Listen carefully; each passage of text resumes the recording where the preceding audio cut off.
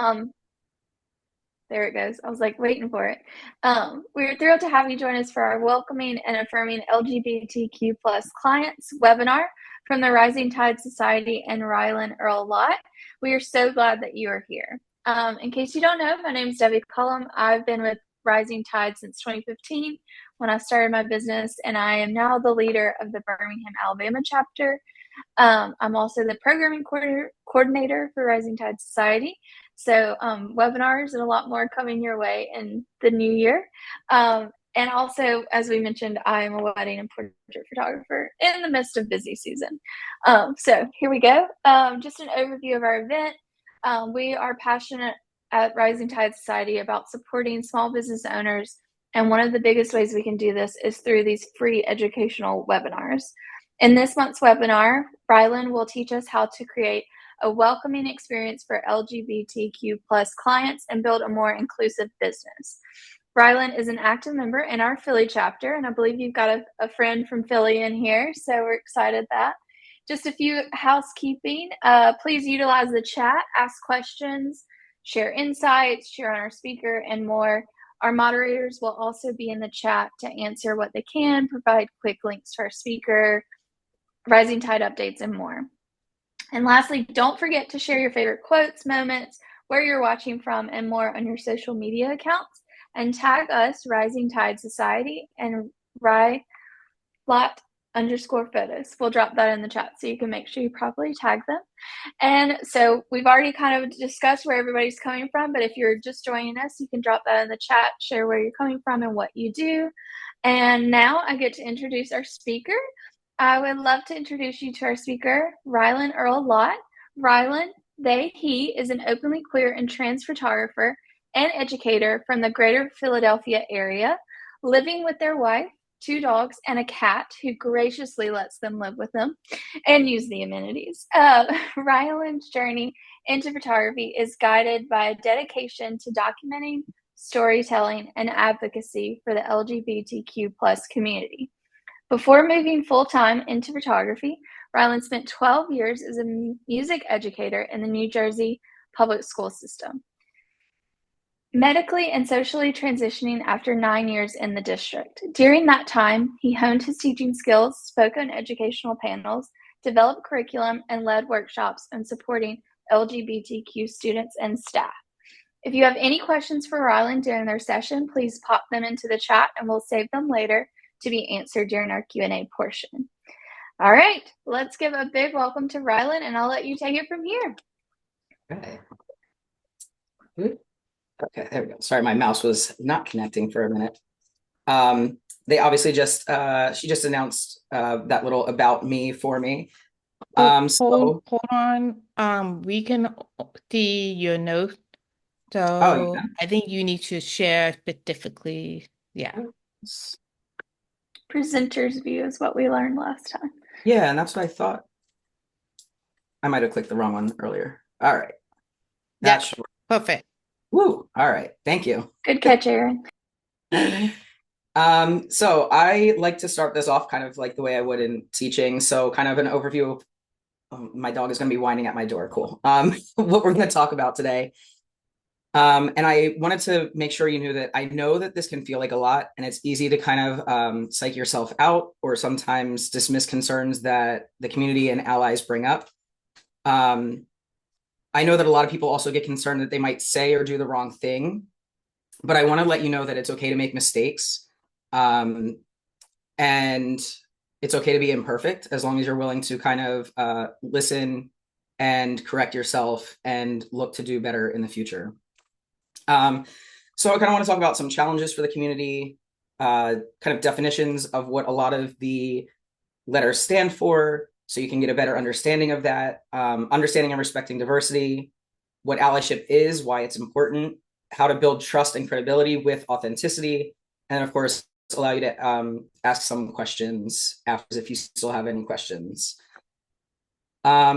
While serving the LGBT community for some seems very easy, I also like to mention the importance of working to reduce harm towards the community when working with them and why the work is meaningful. I personally like to include terminology because it's probably words that you're going to come across, and it can seem like there are a lot. There definitely are a lot. But I like to go over kind of like what the most common are that you'll see, so you have a little bit more of an understanding. It doesn't mean that you have to use them all of the time or have to know all of them. It's just kind of like to give you like more of a glimpse into how people use those terms in their identity and everyday lives. So let's see. All right, so I pulled some of the challenges and facts from Love Has No Labels and GLAAD, which is kind of like a school-based organization for the LGBTQ community. So more than 1 in 3 have faced discrimination of some kind. More than half report hiding a relationship due to discrimination. It's most common among people of color, transgender people, and disabled people. And a lot of those times it kind of can stack on top of each other. We call it like multiple marginalized communities or identities. 1/3 of people have reported discrimination affecting their ability to get jobs. And when I first started kind of presenting this in June of 2023, more than 160 LGBTQ community events had been targeted with violence, and that kind of continues. I personally am a sponsor for a local Pride event here in South Jersey. And even just this year, we had to have like the DA and I think potentially the FBI involved and really work with the local community police, because we had people that were making threats on the not only the event, but the board members specifically, like showing up to their house. And this is an organization and an event that many kids show up to. The community really shows out for this event. So there's a lot of families that are there. So they had to really work to make sure that people were as protected as they could be and take those threats seriously. And there was someone who was arrested before the parade even started this year, because they had had access to all those online communications and they knew kind of who they would be on the lookout for. Over 500 anti-LGBTQ bills were introduced last year, and this year it's already starting in many different states. I guess not starting, but we're towards the end of the year, but it feels like a new year right now. The vast majority of non-LGBTQ Americans believe that LGBTQ people should have the freedom to live their life and not be discriminated against. They deserve equal rights and are comfortable seeing them in ads. And in 2015, it was only 2015 that federally same-sex marriage was legalized. But with Roe versus Wade being overturned, that does set a precedent that they could revisit this case in the near future. So right now there are a lot of people that are looking at moving their legal marriages up, and there are a lot of people offering to help them financially with that, even offer their services. So I also like to give gentle reminders. It's kind of the same as like setting standards when you're in a meeting. And something that's always stuck with me was something that a former supervisor told me when I was a music teacher, because I did grow up in a very white-centric neighborhood and obviously grew up with certain societal views that I had to challenge as I got older. While I was speaking with her, she said this quote from Maya Angelou that it's do the best you can until you know better. Then when you know better, you do better. So we can't keep harping on like what we have done before in the past that could have been hurtful, but once we know it and we admit it, we can move on and do better now. And that came up around a lot of conversations about my growth as a human and an educator, specifically after COVID, when I was going through my transition and working to unlearn a lot of things that society has kind of taught me. But you also have to be okay with being imperfect and not get stuck on that. And I know that change is not easy. It takes time and it takes practice. So be kind to yourself and to others. And imperfect practice is okay. And I'm over here laughing in my head because as Shannon knows, I am the hardest on myself, but this is something that I preach to everybody else. And I'm sure my wife can hear me in the next room also laughing, like going to quote me on this later. If someone corrects you, it means they care enough to call attention to it. So say thank you and work on it for next time. And if you make a mistake, you don't have to call attention to it or apologize profusely. The goal is not to put the onus back on the person that you could have potentially hurt. It's best to simply apologize, correct, and move on. Because again, it becomes difficult when you start saying that wasn't my intention and you need to understand this and you need to understand that. And then it becomes like they feel like they now have to take care of your feelings because you've made a mistake. It's also important to note, and I put this later on as well, but no group is a monolith. So while these are overall best practices, it doesn't mean that everything is black and white. There's lots of nuance behind it. So for example, I'm not personally bothered if someone says, hey guys, or like girl around me, because I generally know what their intentions are. And it's mostly said by like friends, and I consider like, hey guys, gender neutral, but it doesn't mean that other people will find it the same way. So when it gets into those gray areas, I tend to like feel out the vibe or ask if something works or doesn't work before generalizing. So before generalizing that someone else was a fellow queer photographer, I specifically asked them if they identified with the term first. And I actually think that might have been from Shannon. But that's an example of how I kind of approach that. So these are some of like the most common terms that you'll see when you're working with the LGBTQ community or you hear someone talking about the community. So cisgender, you might sometimes see as cis, is just simply put a person whose gender identity aligns with those typically associated with the sex assigned to them at birth.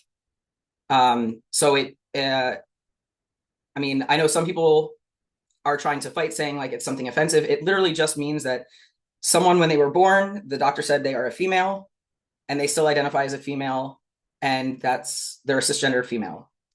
Cishet is a short version of cisgendered heterosexual, which, for example, is someone who was assigned female at birth, identifies as a female, and they are attracted to men or the opposite sex.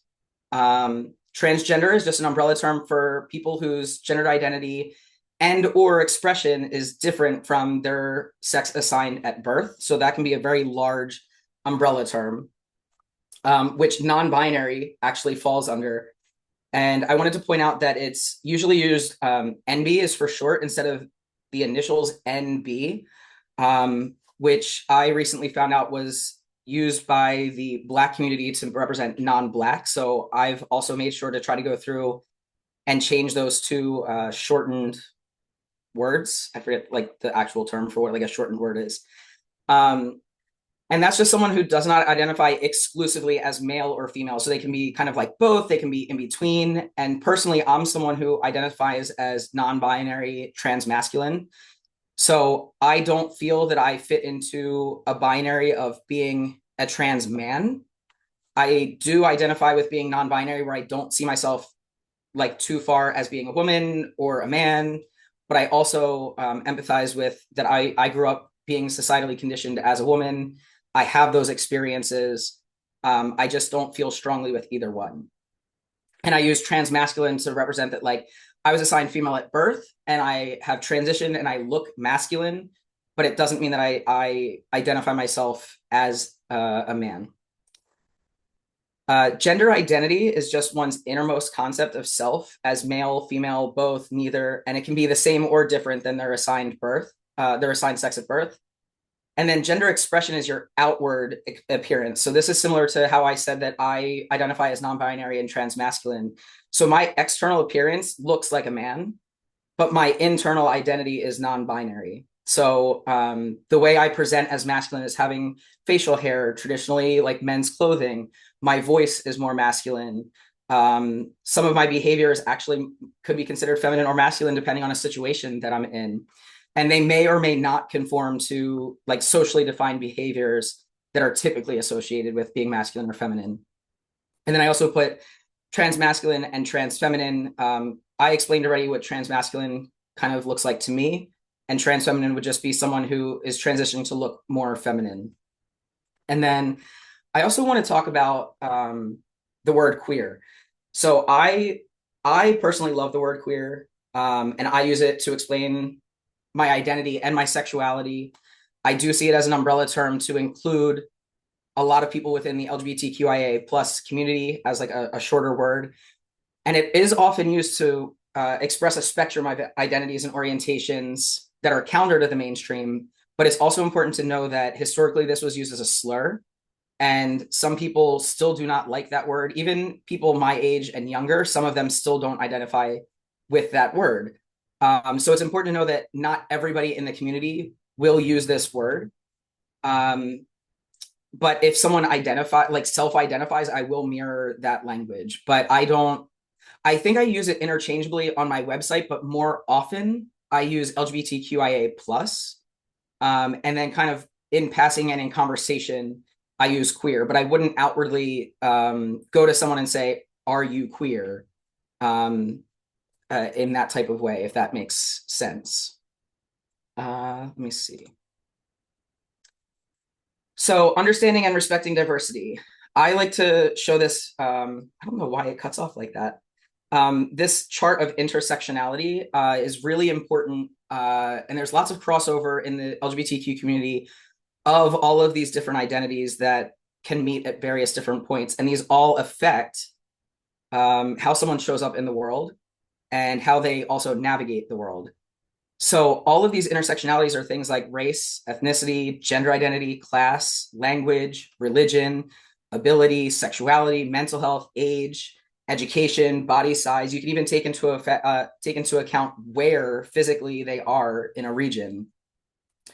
So this is the lens through which you can see where power comes and collides and where it locks and intersects. So it's the acknowledgement that everyone has their own unique experiences of discrimination and privilege.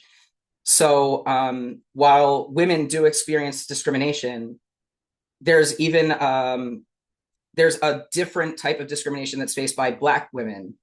But then there's also a different type of discrimination that is experienced by Black trans women. So how all of these kind of connect is where people will find the different ways they're kind of treated in their life and how that affects all of their choices in a day-to-day situation. So let's see. So true diversity, or true respect for diversity, includes actively listening, learning, and empathizing with others. So especially for me, even though I'm in the queer and trans community, it's important that I still listen to people with other queer and trans experiences than me. I don't have the same experiences that a Black trans man will have. I don't have the same experiences that a Black trans woman will have. And I don't have the same experiences that a white gay man would have. So it's important to kind of listen and learn from them and understand that I don't know everything. If someone is telling me that something is hurtful or helpful, that I acknowledge those things. And it doesn't mean that everyone's outright always true or correct, but it's important that I do respect those and kind of take that into account.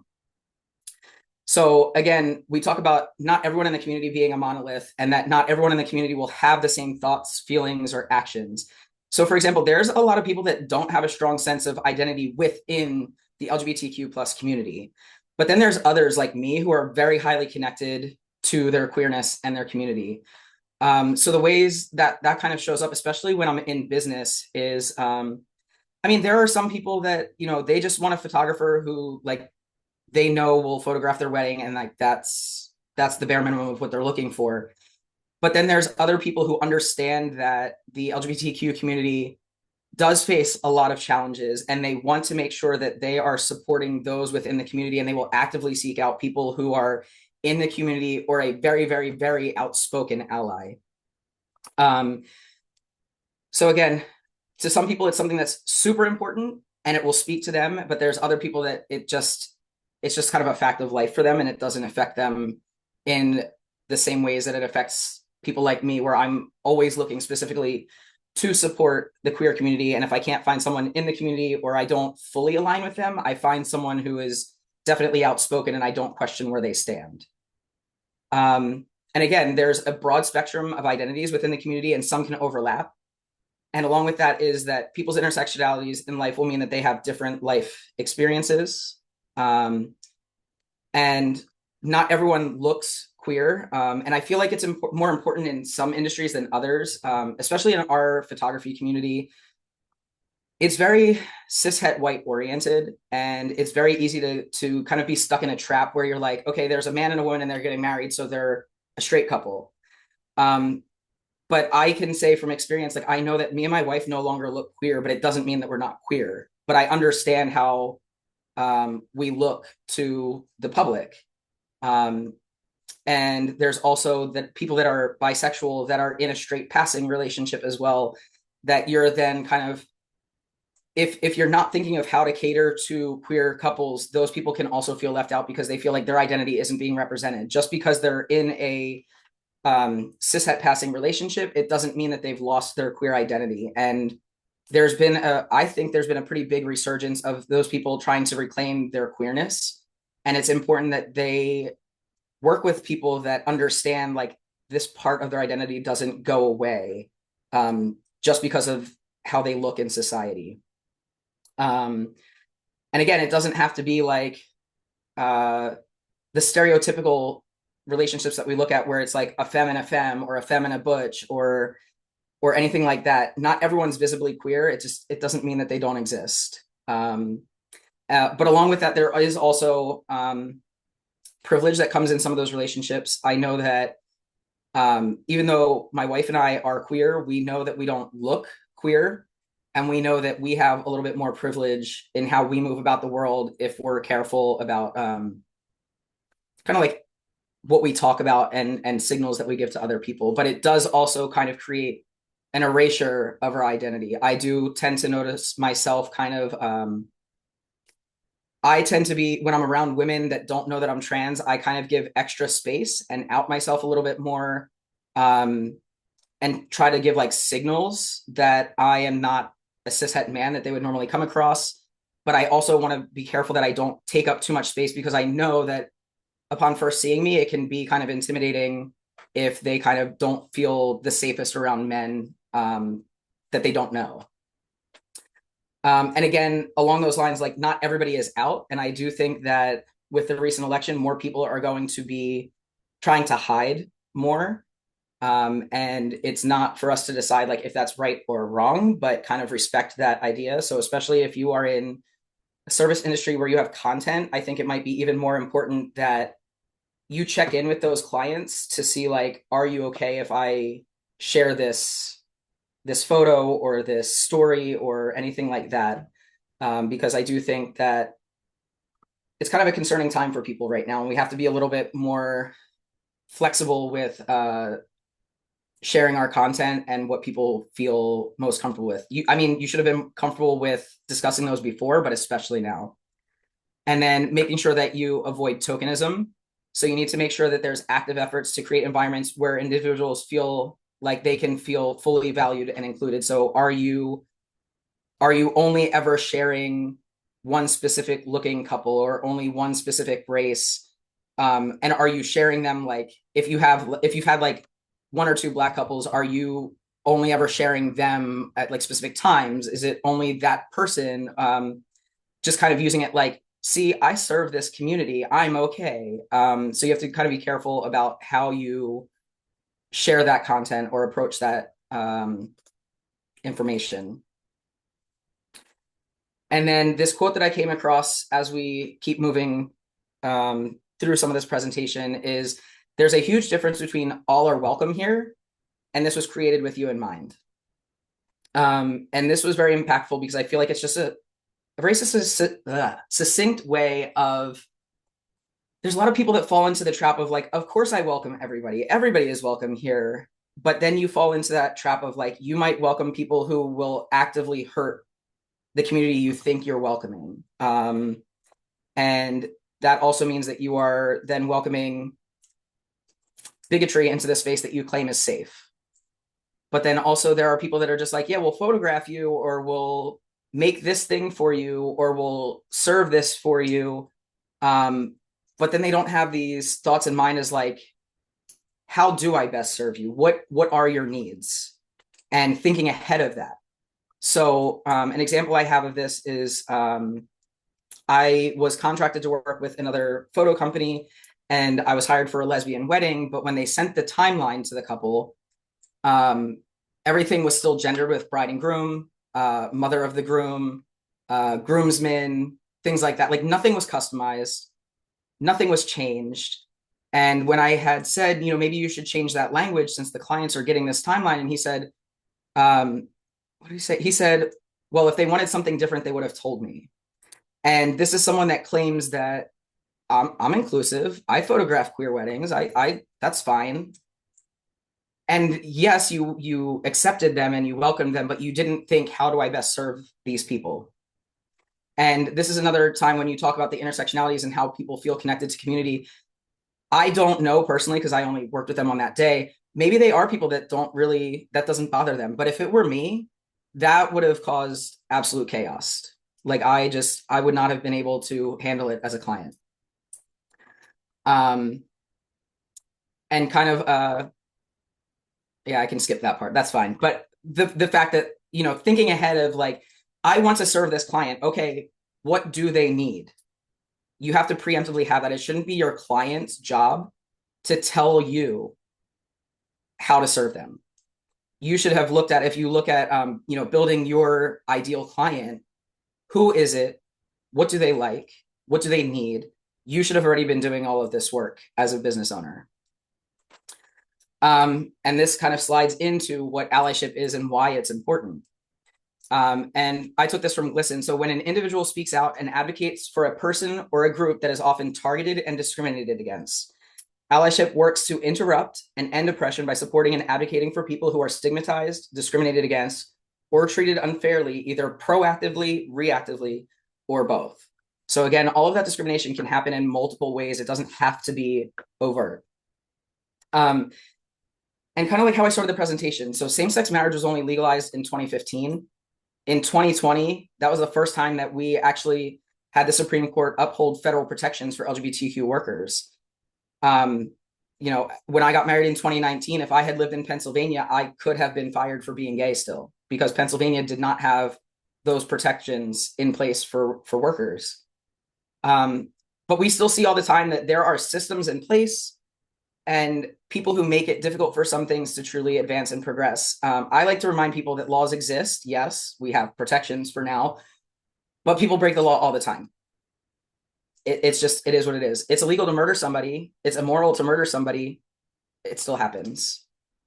Let me see. So some of the things that you can do for supporting and advocating, I know those are kind of like general, like, yes, great. What does that mean though? So supporting could be something like finding queer creators and following them, sharing them, sending clients their way. Maybe you have like a referral thing. You can advocate for them by, calling your senators, calling your different leaders. You can kind of buddy up with local organizations in that way to support them that way. Specifically in the photo industry, I tell people about, creating these like pay what you can photo shoots for people that are in the community, something that gives back, like not just how can I get money, but like how can I show that I'm being supportive in a way that might not mean like my bottom line. You do have to think of like, what is this community support that we can provide for other people that can be marginalized in our community? And that includes fighting against cishet normativity. So when you are talking, if you're doing invitations or you're doing florals or any type of thing where you're serving someone, especially in our community, like people are very bride centric. There's two people getting married. Or if a couple is buying a house, there's two people buying the house. It doesn't mean like the wife is always right or the wife's input is more important. Like there's more than one person that is likely making large purchases with you. So fighting the idea that like a man should do this thing and a woman should do this thing, like there's usually more than one person and not everyone is the same. Like not everyone will be this like stereotypical woman or stereotypical man. Educating yourself on current anti-LGBTQ plus and trans laws and fighting back on that. Make sure that you kind of have cishet voices and queer voices in unity. And by that, I mean, this was happening today in a local Facebook group. I think sometimes when marginalized communities continue to speak out about issues, it's seen as kind of like whining and complaining, and people kind of shut down from hearing that if they're on the opposing side. And when you have allies, so people who are not part of the community that speak out against that and advocate against those ideas, I think it makes it easier for someone to be like, oh, that's someone outside the community. Maybe I can think about that. Maybe it's not just a them issue. Not saying that it always happens, but I do think when you have those voices in unity, it's a lot stronger than just having like your side is saying this and my side is saying this. Let me see. And then while there's a lot more visibility now, there still has to be action and protection. And I think I was recently listening to a book called Unlearning Shame by Dr. Devin Price. And because a lot of people are very focused on visibility, and they think that visibility, just because we see more queer people, it must just be safer for queer people. And that's not the case. And the quote that really stuck with me, and it's part of a larger quote, but the one thing that they said was increased visibility without increased social protection and support is nothing but a liability. And that kind of goes back to when I had said, you know, we might have to kind of step back. And if you're creating content with your client's face there, know that if you are not actively supporting them, and so for example, if you're on social media, is making sure that you're monitoring comments that are on your page, because everyone does see those hateful and hurtful comments. Make sure that it's known on your website, on your social media, where you stand. Like nobody should be surprised that you support queer people so vocally. It shouldn't be a surprise. And that's where I talk about when people welcome everybody, they've then welcomed bigots that can hurt their other clients. So now you're welcoming people in that can hurt clients that you do care about. And whether it was intentional or not, it's just something to be aware of. Make sure that you're avoiding performative allyship, which is something like you're only using buzzwords. Like right now, Shannon and I talk very often about love is love. And it's like, it was used just as a way to humanize us to get same-sex marriage passed. And like, now people think like, just because you say love is love, it means like, we support you. And it's like a very minimal thing that you can do. So it becomes a buzzword, it loses its meaning, kind of. If you're not advocating, so something that, we got more into this today. I have more content just because of a post from today. So if you're hiding what your values are because you just want to have more business, you're likely not sharing things that are going on that can affect your clients. So today, someone was talking about kind of like hiding some of your values, and then the idea that someone might find out what your values are down the line and want to cancel a contract with you. And while some things would be silly to cancel a contract for, if it comes up that like, you do support queer marriage, right? And someone wants to cancel a contract, you probably didn't do a good job marketing yourself as like what your values were. And you're not sharing things that are going on in the world. And while some people may see that as being like political, I don't think it's political if you're sharing that human rights are at risk. And I think there's kind of a divide as to like what people see as political versus human rights. So if I'm posting that, trans healthcare is at risk, I don't think that's necessarily political. It's people that are going to lose access to medicine. And so I know that can be like an iffy line.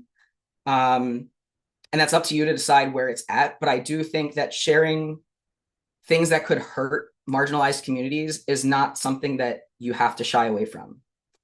And especially for me, I see it as in my business, I want my clients to know that I am not just okay working for them, but like I'm someone who's going to fight for them. And I believe that they should have just as important and as fulfilling a life as anybody else. And that's not questioned in my business. And I get that like for some businesses, it's easier to do than others. And you might have to kind of brainstorm as to like what it looks like for your business, but I don't think it's something you necessarily have to shy away from.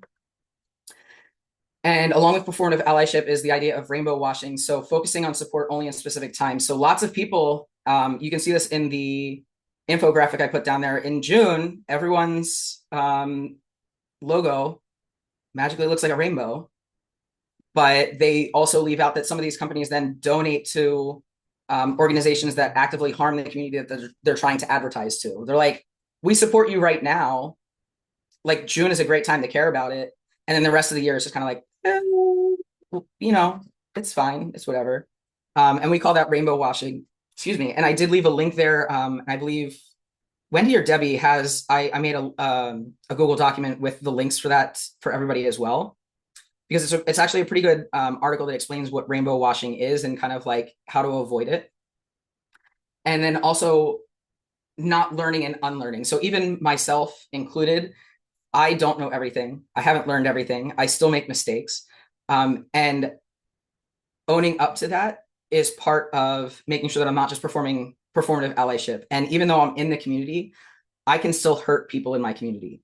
It doesn't mean that I'm immune to hurting somebody within the community. So it's important that I still continue to learn and unlearn, and not just kind of present as this person who knows everything about the community and like I'm the best ally because I'm in the community. And then why is this powerful? So it leaves positive impacts on lives. That's your clients. It's your non-clients. It's maybe people who aren't ready to quite use a service with you yet or purchase a product with you yet, but they follow you. They might share your stuff because they feel seen and they feel supported. It helps reduce ignorance and break down barriers. I also recently spoke at a women in gender studies class, and I kind of spoke about the idea that I transitioned after I'd already taught in a school for almost a decade.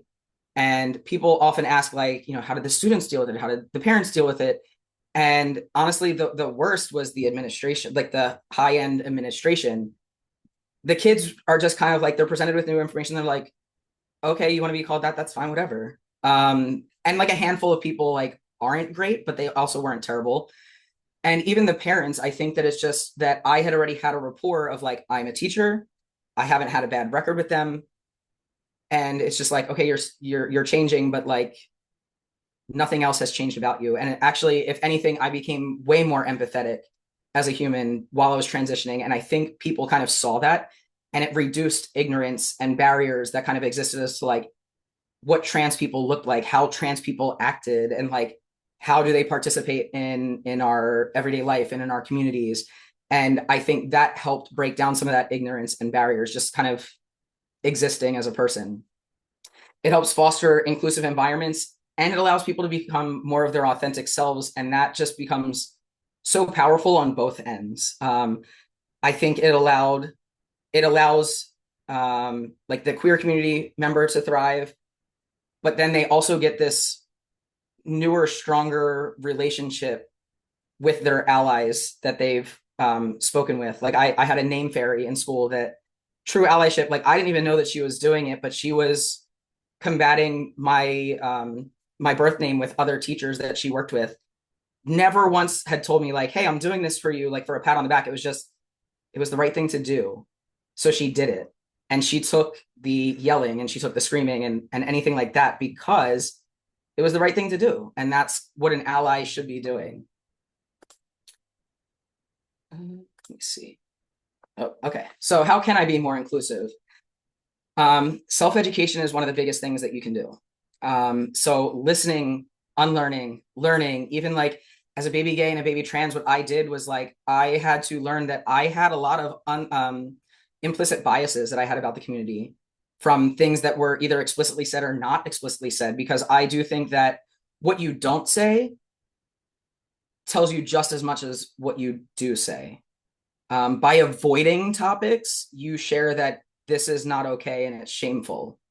And people pick up on that, and that continues that cycle of shame and ignorance and things like that. And one of the things that I did as I was on my journey was I followed other queer accounts. Like I found a hashtag that was like queer teachers or like trans teachers, and I saw that these people existed. I saw that they were living a pretty normal life, you know, some hate here and there. But I got to learn more about them just as a human. And I saw that this was okay. And you didn't have to fit into one binary. And these people were thriving in their lives. And that opened up my mind to like, okay, well, what else have I been misinformed about in my life? Listening to podcasts, listen when the community speaks, search out those books, use your privilege to advocate. So we talked about the intersectionalities that people have. I know that I appear as a white man in public, and in certain spaces, right? It kind of depends. Like you have to feel your safety and what you're most comfortable doing. But I know how I appear in public, and I need to be willing to use that privilege to stand up for other people, whether they're there or not, and kind of assessing, how is it that you can best use that. So if you are in like a mom group and you hear someone talking, so Shannon, if I can kind of use an example where you've seen parents talking about their queer children, and it's not always in positive lights. And, some people that are not in the community have to decide like the ways that people are talking, maybe you should think about that. And it shouldn't always be the community that has to educate others. Ask honest and helpful questions. So like not necessarily judgmental questions, but I mean, I've had people just thoughtful questions. I even had like a college student say like, what was scarier, coming out to admin or knowing that now you're seen as a white man in public? And that was an actual question that was from a student. And none of it was offensive. It was just like, I haven't thought about that. And I'm going to take a second and answer the question. And it kind of like helps both of us evaluate like where are we in our worldview. Make and own up to mistakes. Support the community by following them on social media, sharing queer creators' work, supporting the businesses, providing monetary support for organizations, volunteering with organizations. I personally, I kind of do both. I sponsor a local pride event, but I also photograph for them. Rethink supporting things that are like jokes upon, I know this is like wedding related, but these like the idea that there's like silly jokes for like gender, like masculine presenting people in dresses, where like I even at first thought it was like funny. And then I was like, oh, that Shannon made a post and I thought, I didn't think that it was actually just perpetuating that idea that it's silly for a guy to be in a dress. That's what's so funny. And it's like, it's perpetuating harm. Maybe it's not as funny as I thought. I understand that now.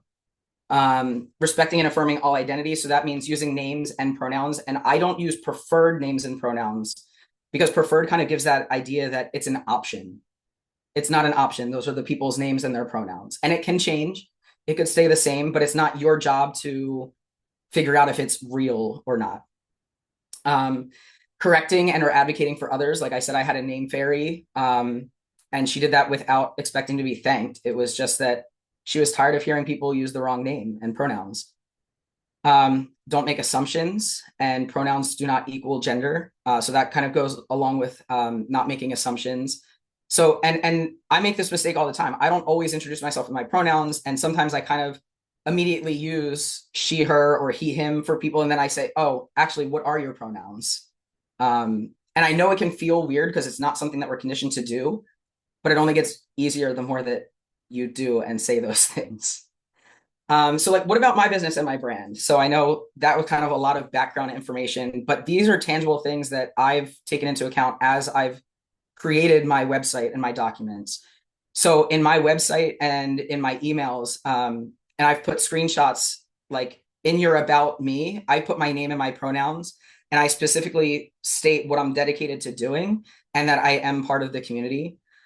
I also avoid saying same sex because we've talked about erasing identities. My wife and I are queer, but we're not like same sex, or there are people that are in the bi community that you're then erasing their identities and saying like, that's not a valid thing because now you're in a cis-het passing relationship.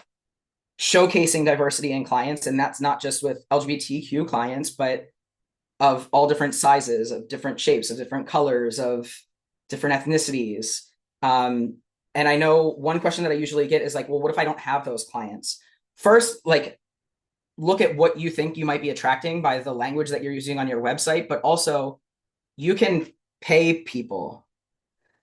So you can provide that service for them and then also pay them. So like if I want to do a style, like if I want to have more Southeast Asian weddings, maybe I offer my services for free or I pay someone to then be able to have that content and make it clear, like I'm looking for this diversity. I want to make sure that I have content for it. Here's why I want this. And then like, what is mutually beneficial for the two of us that are involved in this. So it's not just like taking and taking, there's a give and a take with who you are using to then hopefully gain more of the clients that you're looking for. Using gender neutral language, having your signature and your pronouns. Let's see. In your contact forms, your questionnaires, your contracts, again, avoiding gendered language, opt towards like partner, spouse, client, any number of things. I hate seeing the clunky he/she language because you can just use they, or you can use clients, or you can use parties. You don't have to constantly use like the he/she, and I just think it's gross anyway. um, have an option to leave pronouns, because to some people it may feel like if they are forced to leave their pronouns that they're outing themselves. And along with you leaving your signature with pronouns, the more people that do that, whether they are queer or not, the more it normalizes the idea that everybody uses pronouns, and it doesn't mean that only queer and trans people use pronouns. And that also then kind of increases a little bit of that safety for queer and trans people to share their pronouns. If everybody is doing it, they're not being singled out. And there's a lot of overlap with differing abilities within the queer community. So asking about accessibility and accommodations from your clients. So I also showed like, my name with my pronouns that are right next to it. I share about that, and that like, I personally want to challenge norms in the industry. A little bit about me. And then when you're speaking with people, introducing yourself with your name and pronouns, asking for theirs. Like I said, sometimes I also default to certain pronouns. And then you can easily just be like, oh, my bad, what are your pronouns? Just so I know. Use the names and the pronouns that people tell you they use. Don't assume that expression equals what their identity is. And opt for gender neutral language if you don't know. And the caveat that I like to use with that is when someone does tell you that if they do fall inside of a binary, or if they use the term bride, or if they use any number of things, then you mirror the words that people use for themselves. But on something like my website, I'm not bride focused. I'm not groom focused. I'm focused on people. I'm not saying, I don't know, let's say, I'm not saying like, I can't think of it off the top of my head right now, but I use gender neutral terms until I have the specific language for them. So then like in blog posts, in social media, I will use the words that people have used for themselves. So I'm not going to have like a bride and a groom who definitely use bride and a groom and then just be like, my clients or my couple, like I will share that they are a bride and a groom. So again, it's that mirroring the language that people use for themselves. And some of this is like wedding focused, but a lot of it you can still use outside of it as well. So these are just ideas of gender neutral terms that you can use for people. Partners, spouses, couple, newlyweds, marriers, celebrants, wedding party, best people. Something that I use a lot, like, and it's not even any specific industry, is I use y'all a lot. And I know it's a Southern thing, but like it is very gender neutral, and it's actually very welcoming to people. I use friends, I use everyone, I use folks. Just the idea that like you can still address people and not have to use all of these gendered terms if you don't know. And again, on names and pronouns, they're not preferred. Don't mandate them, but ask someone how you should refer to them. I have that in my questionnaire when I onboard clients, is like, how do you want to be referred to? Like, are you bride? Are you not a bride? Like, are there any words that you like, you don't like? I'm asking them. And again, don't just treat it like a checkoff list and a task of things to do. A lot of people are like, yeah, but I use the gender neutral language. And then they go to talk to the person and they misgender them the whole time. And that's happened to me before. Like, I tell someone I'm trans, these are my pronouns. And then like I get referred to as she. And I'm like, you just asked me, but then you're not going to use the words that I just asked you to use for me. Opt for gender neutral terms, allow people to self-identify. And then again, you don't always have to use gender neutral language. You affirm someone if they do use the binary language.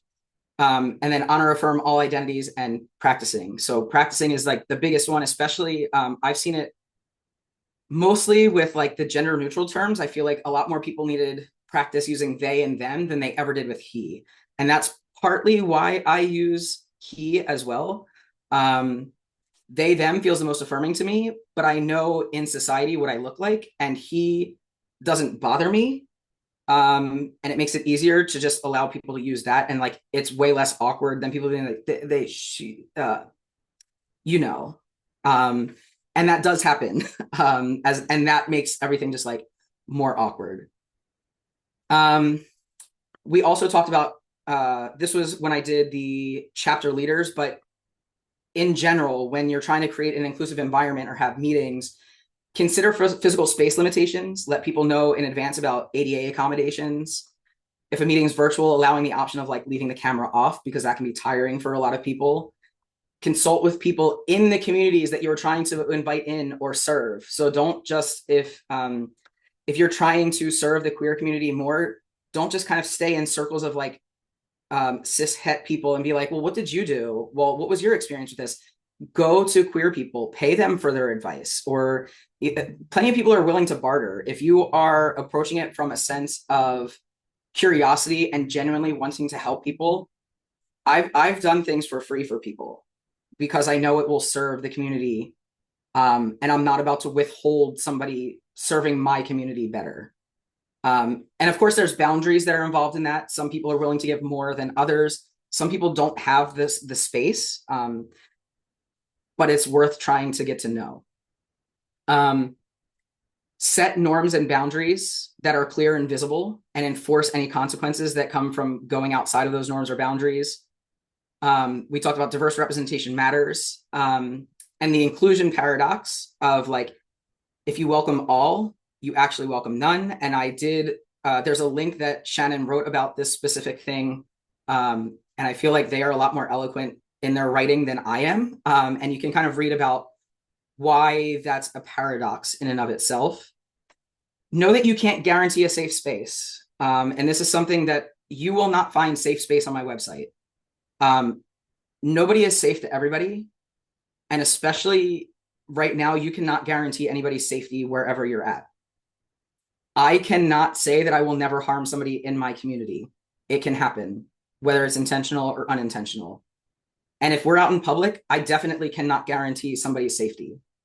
And along that line, if you are somebody that works with clients out, like in the public, I would also caution you to be aware of surroundings and where you are going with these clients, and knowing kind of like the risk scale of being in public with them, and knowing what they are and are not comfortable with. So I've also started changing my language that like, if you are comfortable, give each other a kiss. So it gives them that option of like, we don't have to do it, but if that's something that you do, you can do that. And if you feel comfortable right here, you can do that. And then again, partnering with LGBTQ organizations. Sometimes you can even find intersectional organizations of like specifically Black queer communities. If you can give them financial support, if you can volunteer, if you can provide services to them. Like I know right now there's a lot of officiants and photographers, probably some caterers and some venues that are saying, if you are moving your wedding up,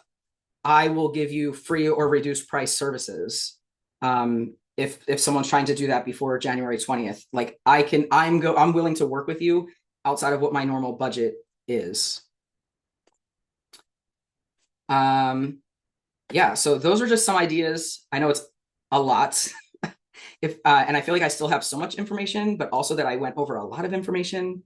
And like I said, I'm always learning, I'm always unlearning, questioning things. But these are ideas to try to affirm the people that you are trying to serve. You can take some ideas, you can leave others. Again, like I said, you don't have to completely eliminate gendered terms from your vocabulary. It's more about finding like what works for this individual that I'm working with right now, and how can I mirror it so that they know that I see them, I'm going to affirm them, I'm thinking about how I can serve them, because we're all entrepreneurs, we're all serving somebody by whether it's a product or a service, but we need to know like it's not their idea to tell us how to serve them. It's our idea, or it's our responsibility to find out how to serve them. And I posted about so the resources, and then this didn't update with the accounts to follow. Let me see if I can find that. I'll put it on that other list of the accounts to follow, because there's Shannon, who is in the meeting. There's Theo Nash. There's Pink Manta Ray, who was one of the first trans college athletes. There's Alok Menon, who is a very well-known advocate in the community, has written books that are very helpful and they're very like relatable in the way that like you might not be part of the community that they're talking about, but they have ways of kind of like bridging the gap for people. And I talked about, let me see if, I don't know why it didn't save. I don't know. But there were a few other accounts that I added who specifically share more about kind of the climate that's happening for queer folks in the community, and different ways that you can kind of serve, because they give action items on like infographics. So it's easier to see. They're like bite-sized information instead of reading an entire article. It's kind of like, this is what's happening. Here's why it's bad. Here's an action step. So I put those in my presentation. I don't know why it didn't save, but I will put them on that document that Debbie has. But if anyone has any questions, I do see some in the chat. Yeah, we will make sure we get those links to everyone. Make sure, I just dropped our email list in the chat, so make sure you're on that. You'll get the replay. We'll also post the replay in our Rising Tide Society Facebook group, along with all those links that Rylan mentioned. We do have a question. Erin, I see your hand. Yeah. So I like first of all, thank you for this. I definitely learned a lot. And it's funny because they're definitely parallel in terms of me as a person with a disability and feeling like, people turn to me for support, and I'm like, I can only go based on my own life experience, but it's also, how do you present information so that it feels good for everybody? I would love to hear, what are like maybe one or two quick wins that anybody can do here to start working toward that allyship? I mean, I did see someone else, I feel like it was you, also echoing it, of like, first of all, dissecting and finding out where your intersectionalities meet, so you kind of know your blind spots. Yeah. And your why did I forget the word? I use it in my presentation. Why can't I remember? Privilege. So understand where your privilege kind of intersects with your blind spots, and evaluating what does that mean for you and how do you move forward.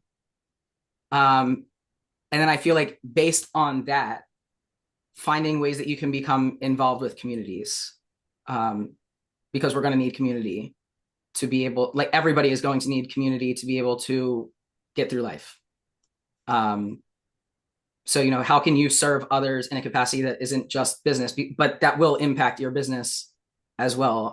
It was a conversation we had earlier that like right now, people aren't necessarily looking to buy things just from anybody. A lot of people want to buy from people that they have relatability with, and they know that they have shared values with.